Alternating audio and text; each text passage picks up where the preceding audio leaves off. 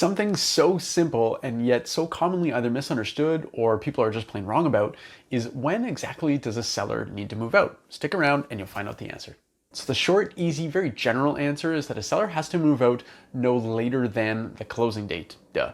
This is a specific date. It's outlined on the agreement of purchase and sale. It's called the completion date, and it represents when title or ownership of a property transfers from the owners or the sellers to the buyers. But more specifically, when on closing date does the seller need to leave? And the answer is as soon as registration of the sale happens. There is no set time, although registration, in my experience, usually happens somewhere between 3 and 5 p.m. on that given day. And although rare, I have had closings or sale registrations happen as early as 1 or 2 o'clock. But there seems to be a misconception, particularly by sellers, that they automatically have until 6 p.m. to get out. And unfortunately, this simply isn't true. And I think I know where this misconception comes from. Check this out.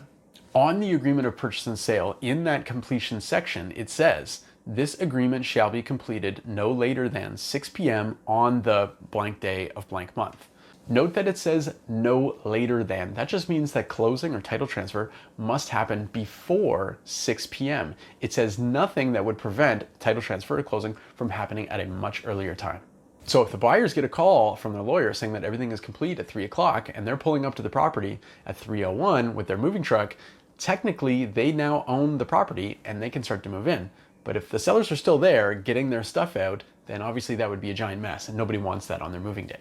Instead, there are simple solutions. If you're the buyers, plan your move for at least the day after closing. And if you're the sellers, plan to move yourselves and all of your stuff out by noon at the absolute latest on closing day. And if you're the seller and you've also bought, get bridge financing so you can stagger your closing dates, maybe just by a couple of days, so you can move into your new home and not have to worry about buyers sitting in the moving trucks glaring at you as you move your couch out of your old house 2 hours after the sale is closed. I'm Jamie Harnish, Toronto Real Estate Navigator with Bosley Real Estate. I want to thank you so much for your time. I appreciate you watching, and I hope to see you again. Take care.